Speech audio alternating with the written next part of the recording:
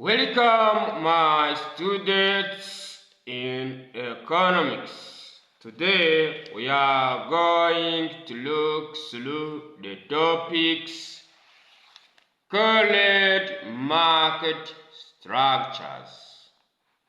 Market structures. As you know, my name is Gerard Rioti. Today we are going to look through a topic called market structures. Here where we will look what we call perfect market, monopoly, monopolistic competition, and the last poet will be oligopoly. Oligopoly. So, let us look on what we call price discrimination. Price discrimination. Price discrimination is the charging of different prices for any identical product to different buyers or customers. That is what we call price discrimination.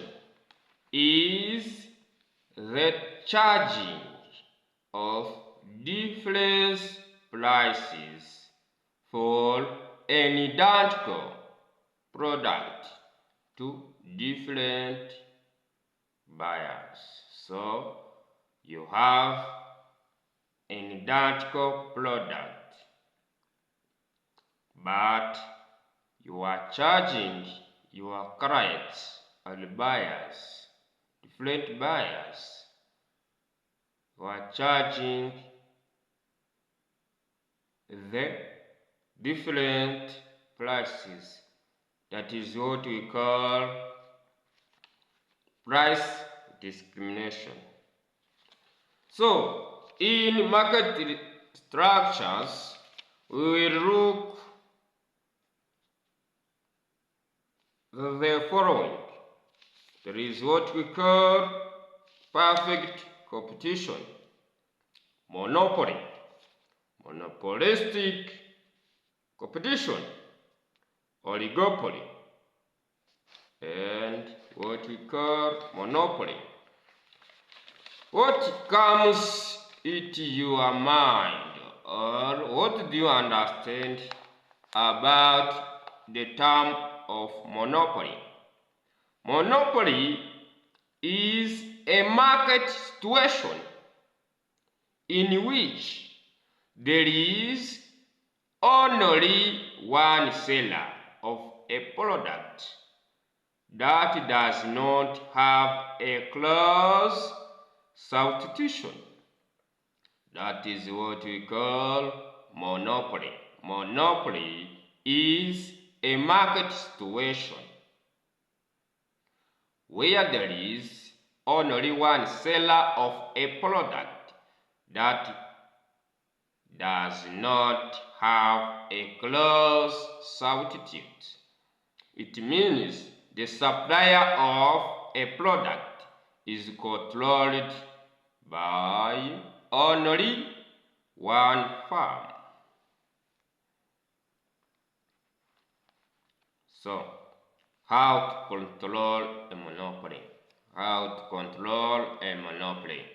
There is different ways to control a monopoly, which include price control, taxes, where we charge taxes either specific or ad valorem taxes. Another way is is to remove entry barriers. To remove entry barriers. Registration, government firms, nationalization, incentives to investors, and the last point, all the ways of controlling monopoly is regulatory bodies. So, welcome once again to today's sessions, where we are going to look together what we call market approaches or market structures. As you know, my name is Gerard Rioti. We do different things. We make valuation of properties, either for different purposes, either for mortgage purposes, expropriation purpose, court decision, sales purpose, buys purpose, and so on. We do what we call land subdivision. We do brokerage, where we joint buyers and sellers. You are in a given area. You want to sell your land, or you have renting properties. Don't hesitate to contact us. We are here for you. Our contact is 078 64 13592 or email address mohaigerard@gmail.com. So, let us move to our today's topic, what is we called market structures. So, what is market? Market is a price or any means where buyers and sellers meet. That is what we call market. So, we are going to look through what we call market structures. So, market is any arrangement that enables buyers and sellers to communicate and exchange goods and services. Market is any arrangement enables or helps buyers and sellers to communicate and exchange goods and services. It may not necessarily be a physical place, as buyers and sellers communicate by a telephone and fax and email. A market, it is not necessarily being a physical place, but any arrangement enables buyers and sellers to communicate and exchange goods and services. So, different markets tend to have different characteristics. Different market participates in different conditions. A market therefore differ. So, market can have different characteristics. So, therefore, a market differs.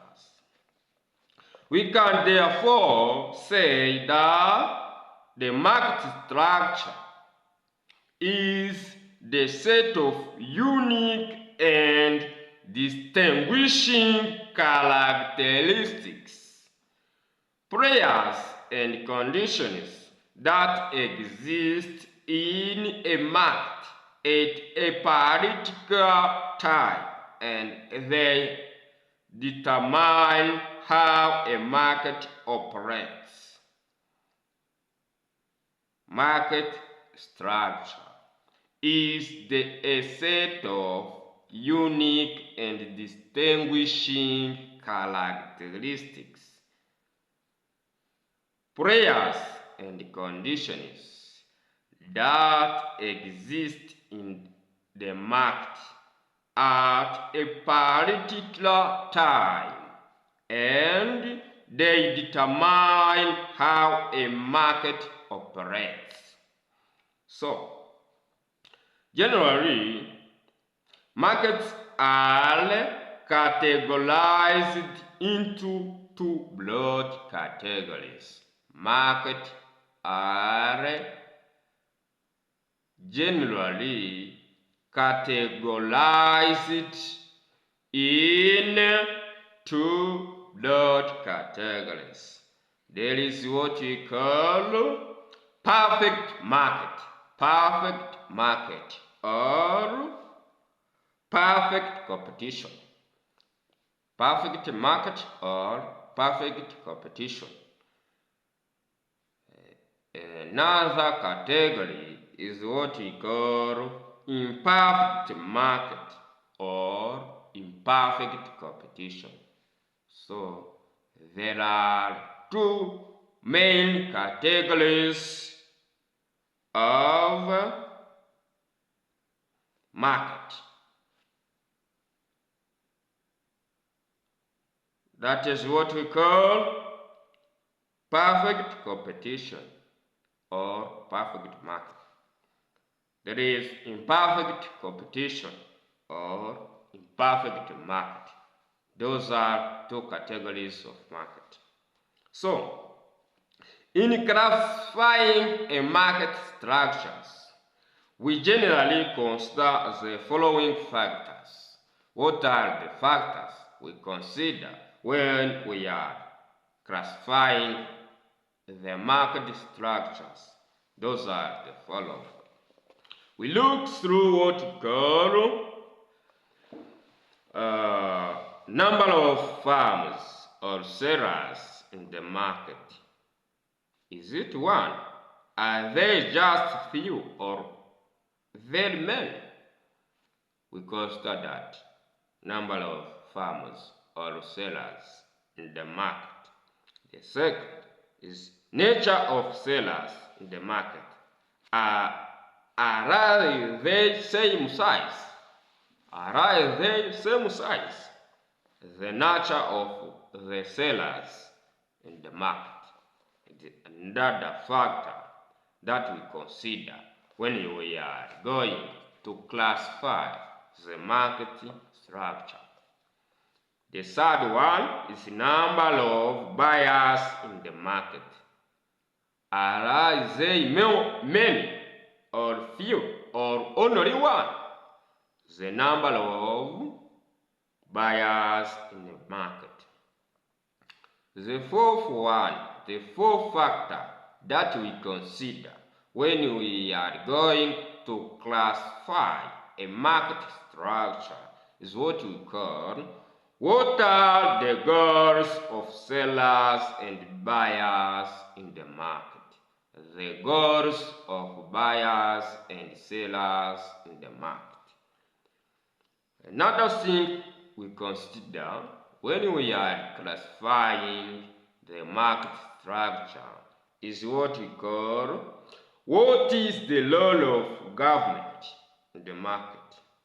Does government interfere in the market or not? The role of government in the market.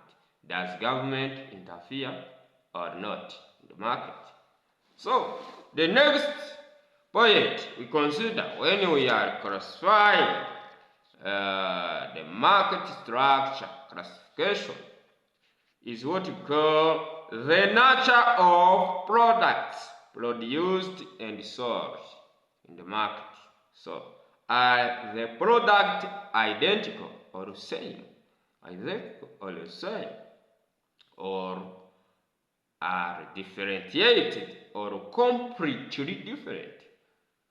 That is what we consider.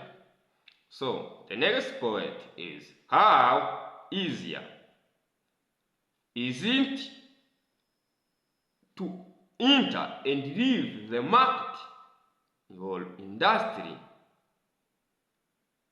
Is there any freedom of entry or exit? Is the point to consider when we are classifying the market structure. So, another point is how are prices determined in the market? How prices are determined in the market? Are the individuals firms price makers or price takers? There is difference between price makers and price takers. We will see much explanation in our next sessions. So the last point we consider when we are classifying market structure is what we call what amount of information do the firm and buyers have about market condition. We consider the amount of information. As you know, in life, the first things is what we call information. So, in classification of market structure, the factor what we consider is what we call amount of information do the firms and buyers have about market condition. So, let us move to what we call perfect competition. Perfect competition or perfect marketing as category of market. Perfect competition or perfect market. What is the meaning of perfect market? Is a market structure in which there are many buyers and sellers engaged in buying and selling homogeneous product with no restrictions, and buyers and sellers have perfect knowledge of the market. Perfect competition is a market structure in which there are many buyers and sellers all engaged in buying and selling homogeneous products with no restrictions, and buyers and sellers have perfect knowledge of the market. That is what we call perfect competition or perfect market. So, let us look about atomistic. There are a larger number of smaller buyers. No single buyer is big enough to influence the price of commodity in the market. It is what we call atomistic. That is some parameters or characteristics of perfect market or perfect competition, we see what we call atomistic, where there is a larger number of smaller buyers. No single buyer is big enough to influence price of commodity in market. There is very many farms or very many sellers, each so smaller that its actions have no significant impact on the market. There is many buyers or farms which is not so big to influence prices. That is another characteristic of perfect competition or perfect market. The third characteristic is what we call homogeneous product. Homogeneous product. Goods and services produced and sold are perfectly substitute to each other. When we say substitute in economics, we say when you lose this product, you can use this in spite of that product. That was what we call substitute. There is, in perfect market, there is no substitution or substitute. So,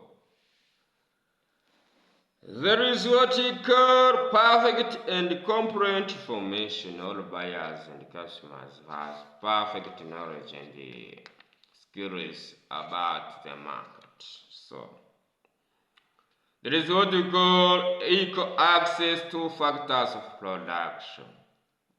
So we see in our last sessions, we have seen the factors of production. There is a factor of production. That is what is necessary to produce, to make production. As you have seen, land, labor, capital, and entrepreneurship as factors of production. So, in perfect competition market, there is what we call equal access to factors of production. All firms have access to factors of production and production technologies. So, that is another characteristic of perfect competition. There is what we call free entry and free exit. Free entry. There is no restriction in entry and exit of a perfect market or perfect competition. You are free to enter or exit in perfect market. So, individual buyers and sellers act independently. Sellers does not collude by forming cartels, and consumers does not collude to form customer associations. There is no obligation to form an associations for buyers and sellers. So that is a very freedom and freedom for interest and exit in perfect competition. So let us look the difference between perfect competition and pure competition. Perfect competition and pure competition. When all conditions are above existing market, the market is perfectly competitive.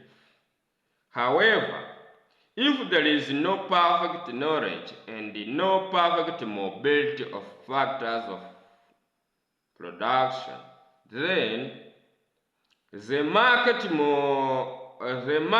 is under pure competition. This means that perfect competition requires conditions to fulfill than pure competition. So, if there is no knowledge about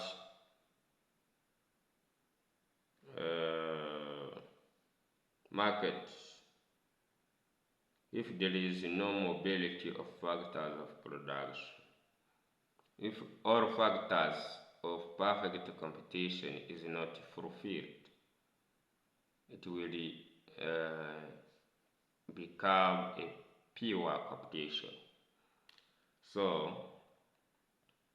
that is the main difference of perfect competition and pure competition. So let us move to what you call merits or advantages of perfect competition or perfect market. What are the merits or advantages? There is proper allocation of resources, since resources are free to move from less efficient to the more efficient farm. There is proper allocation of resources. No excess capacity. In a long run, farms produce at lowest possible level of average cost, what we call optimum level. Therefore, there is no excess capacity. Another advantage or merit is what we call consumers pay lower prices since no individual farm can decide to increase prices, and the competition keeps the prices at the lowest possible level. There is freedom of paying at lowest prices because the market is very open and the buyers are fully to pay the lowest prices, the market. So, another advantage or merit of perfect market is what we call, because there is no limitations on the entry of a new farm or the new ideas, inventions, and technology are easily introduced into the industry. So there are some merits of perfect competition. Let us look on the merits or disadvantages of perfect competition. There is what we call limited profit for research and development. Limited profits for research and development. The second is what we call limited choice for consumers, because all farms produce homogeneous products or same product. There is what we call limited choice, because all farms are producing homogeneous products.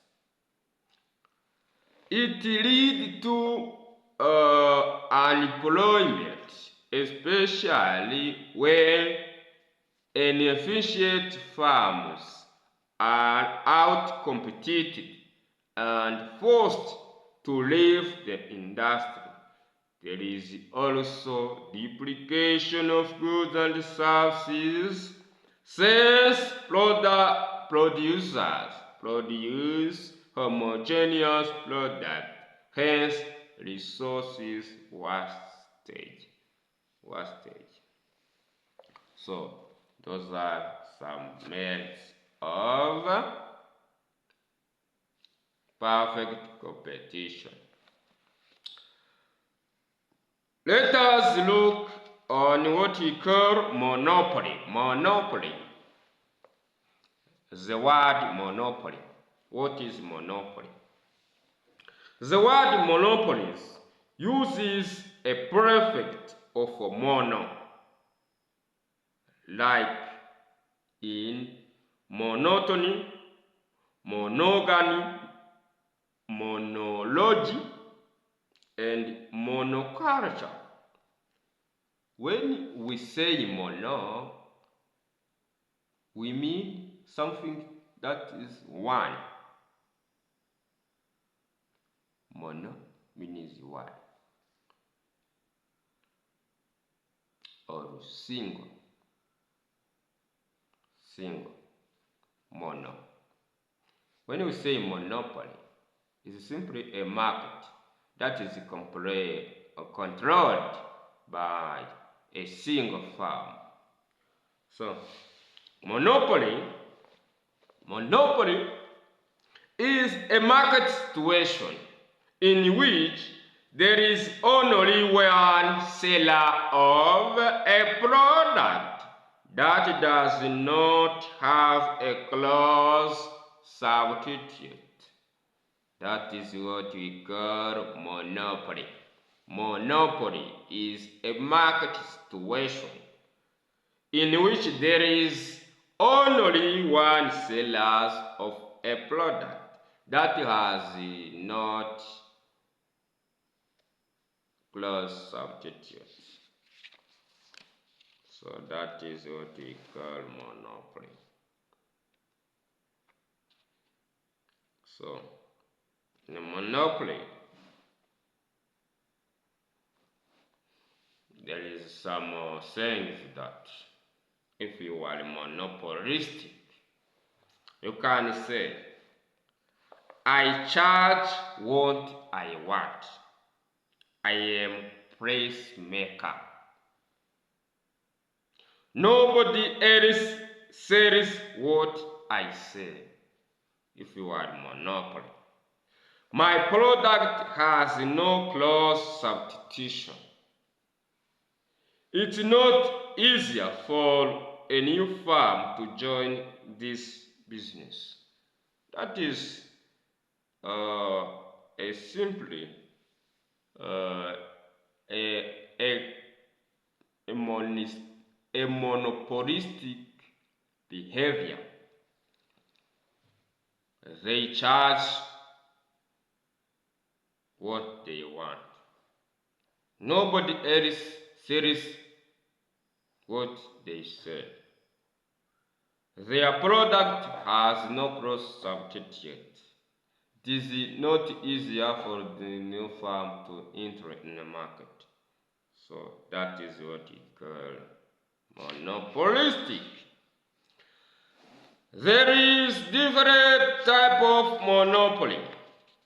There is what we call natural monopoly, spatial monopoly, coercive monopoly, and statutory monopoly, bilateral monopoly, discriminative monopoly, and so on. That is some types of monopoly. So let us move to advantages of monopoly. What is the advantages of monopoly? When there is only one firm who charges the prices that he wants, nobody else sells what it sells. If it is not easier to enter in the market as a new firm, if your product has no close substitutes, what is the advantages of that? So, the advantages of monopoly include: monopoly reduces resources wastage. Competition leads to unnecessary and costly depressions of resources, which is not a case within monopoly. Monopoly lead to useful of resources, or it reduces resources wastage. So, monopoly leads to innovation and reduction in the cost of production. Bonus profit earned by monopoly firm allows them to carry out expensive and costly research, which lead to innovation and invention. There is a difference between innovation and invention. So we will look it in our next sessions. Big monopolies are also source of employment to people because they are big in size. So another advantage of monopoly, there is what we call price discrimination practiced by the monopoly firm benefit low-income earners who would otherwise go without the commodity. So these are some advantages of monopoly. So let us look at the disadvantages of monopoly. Disadvantages of monopoly. Disadvantages of monopoly include high price and lower output. Monopoly can charge high price because it has no close substitute. So that is some advantages. As monopolistic faces no competition, there is no incentives to introduce new products. So that is another example or another disadvantage of monopoly.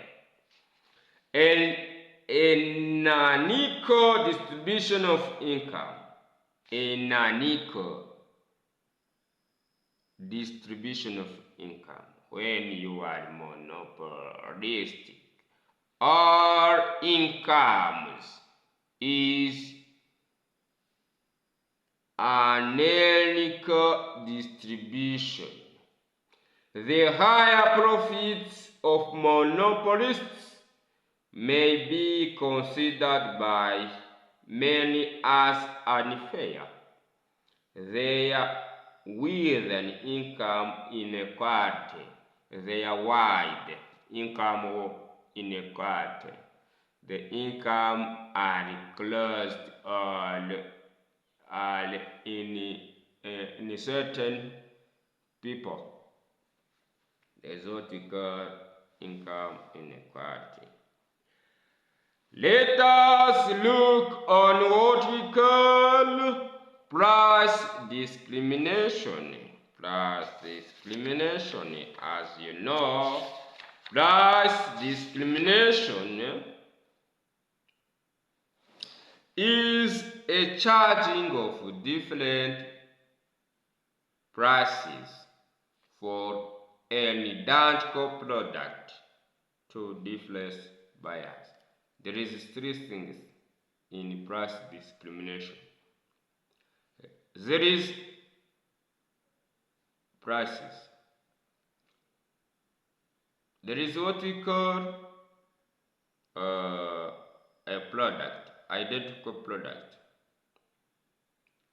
and there is buyers. So price discrimination is simply charging different prices to identical products, and you charge it to different buyers. So that is not good. Discrimination is not good as a normal life. Charging of different prices for an identical product to different buyers. So, as simply as this, what is a monopoly? Monopoly, what do you understand about monopoly?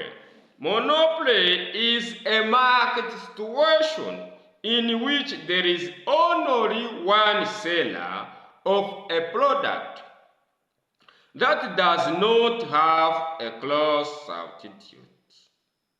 It means the supplier of the product is controlled by only one firm. One firm. As you know, a firm is a unit of production which have unified management and control, as we have seen in our previous sessions. How to control monopoly? How can we manage monopoly? There is different ways to control monopoly. The first is what we call price control, where government can set certain prices to certain products as a way of controlling monopoly. The second is taxes, where government can set taxes to certain big sellers as a way of controlling monopoly. Remove entry barriers. Government can set certain criteria where people can fully enter and exit the market. The third is what we call legislation. There is what we call government farms, where government set their farms that produce the same and sell the same product as to monopolistic farms. There is what we call nationalization. There is two incentives to investors and to set regulatory boards.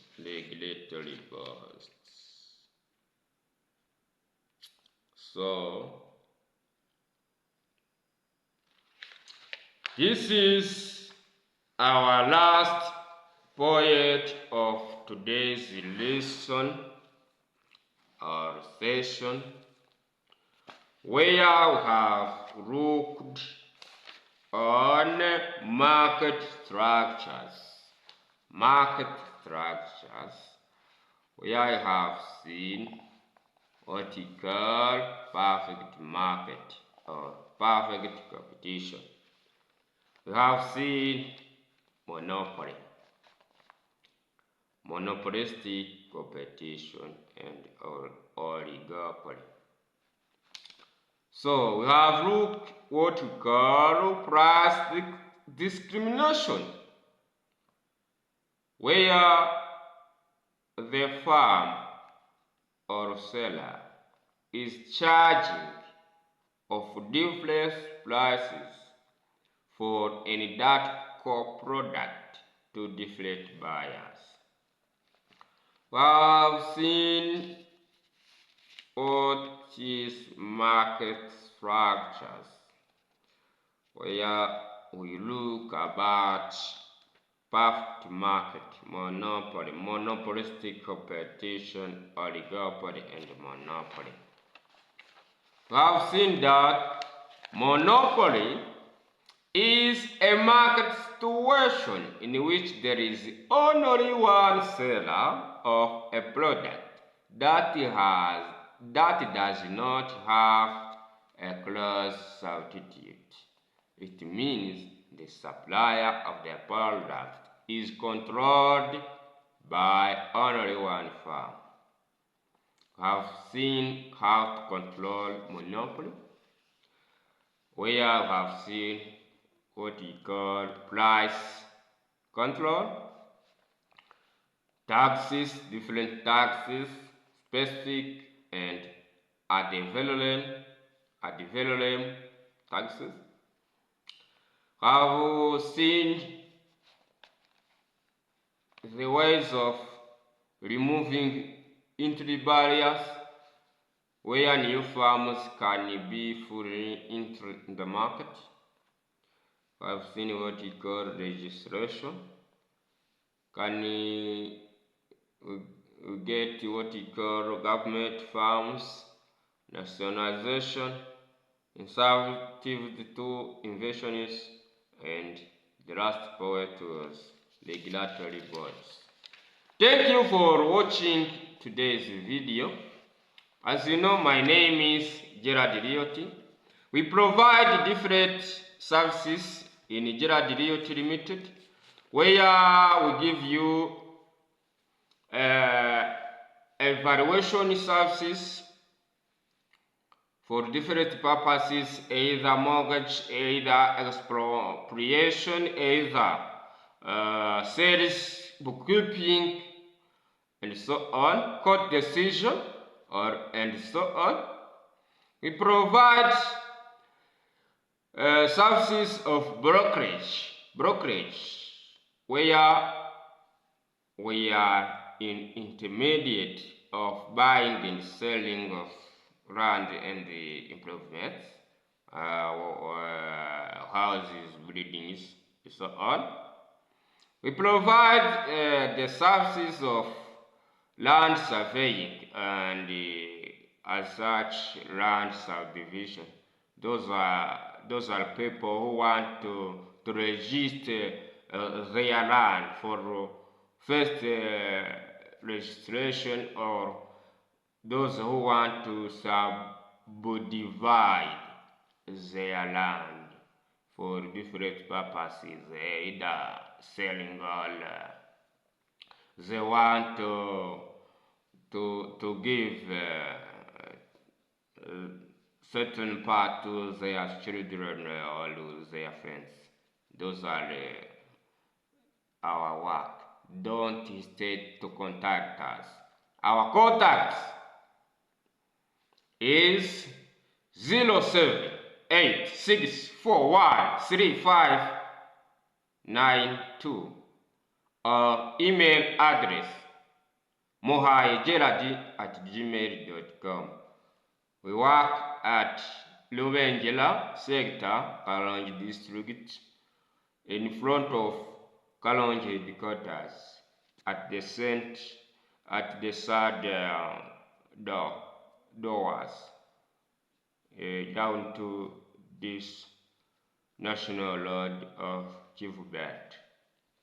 Don't hesitate to contact us. We are here for you, as we welcomed all partners. All partners, you are all welcomed. So we are here for you. As you know, you are my friend. I am your friend. We are working together to increase our listening, speaking, writing, knowledge, skills in economics. Thank you for today's video. I remind you to make subscription, comment and share. Your comments are our priority because it gives us what we can improve in our next sessions. Thank you for today's session.